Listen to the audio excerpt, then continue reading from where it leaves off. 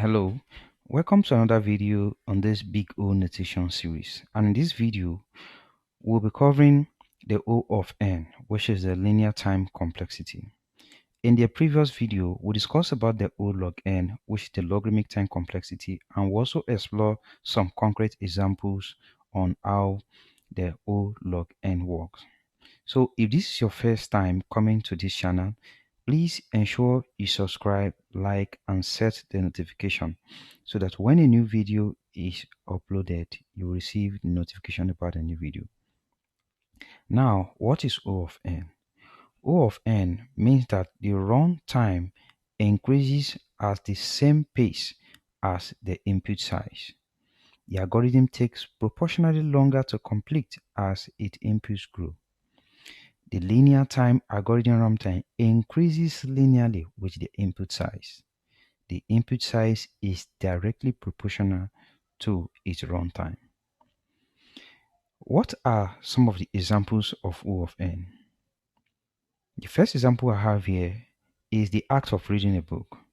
When you read a book, every page needs to be covered. You need to read a book from the beginning to the end in order to have the full knowledge of the content of the book. In programming, a simple example is find the maximum number in an array. Let us look at this example. We are given an array that has 12 items and our target is 21. We want to search for this number.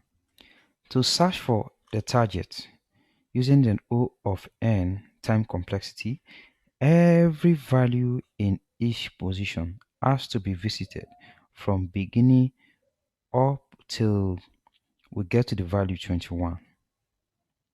So you can imagine if we have a longer or a more bigger input, definitely it will take more time. That is why the input size is directly proportional to the runtime. Now let us look at more examples. Okay, we're going to look at the visualization of O of n. You can see we have an array with 31 items and want to search for the value 192. So I'm going to type 192 in my search box and perform a linear search.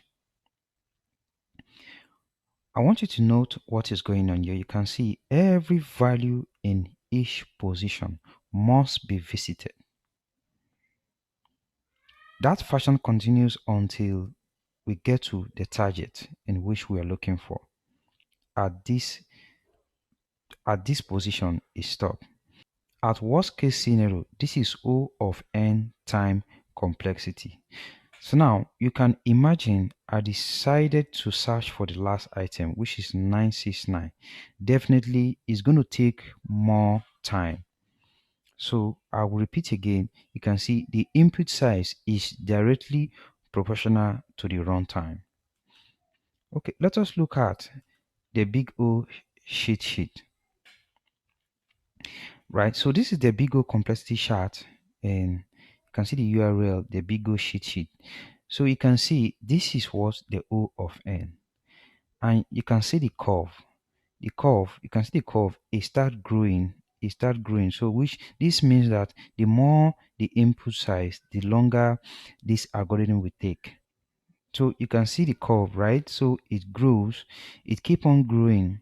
So this means that the more the input size, the more the time complexity. So it falls under the fair, right? So you can see the algorithm is fair. All right, so with this understanding, I hope that gives you a clear picture. Now come another question which most people have been asking about. How do I know if a written code is O of n, or how do I identify if a particular code is O of n? Okay, so let us explore some code example. So I am currently in my VS Code and I have created a file, the big O of n linear time. So the first example I want to do is print all. So I'm going to define a function, right? And I'll call it print all. What this function is going to take an array, and I'm going to loop through that array. So for item in array, print item. The next thing I want to do is to invoke this function. Okay, let me create my array first.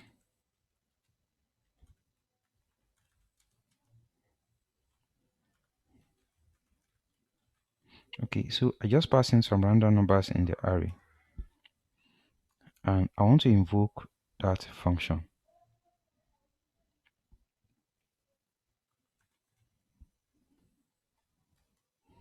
So I'm going to pass in my array as an argument. Now I want to run this function. So if I run this function,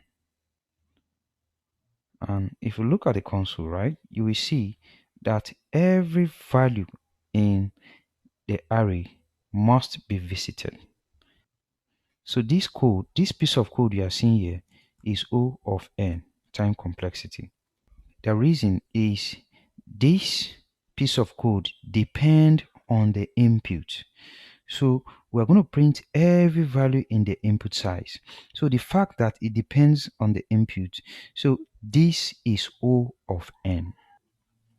In most cases, whenever you see a loop, right, a loop like this, you should know the algorithm is O of n in most cases.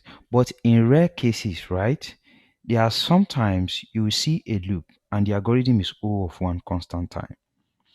Note that algorithm that is labeled O of n, it must depend on the input. Supposing, right, there is no input and we define the array inside this code block, this algorithm is considered as O of 1 constant time because it does not depend on the input. I want you to note the difference. It's very important you know this. Since it did not depend on the input size, this is constant time, regardless the size of this array. So at worst case scenario, it is O of 1 constant time. But in a case whereby it depends on the input, this is O of n at worst case scenario. So I hope this example give you some clear view. So thank you very much for watching.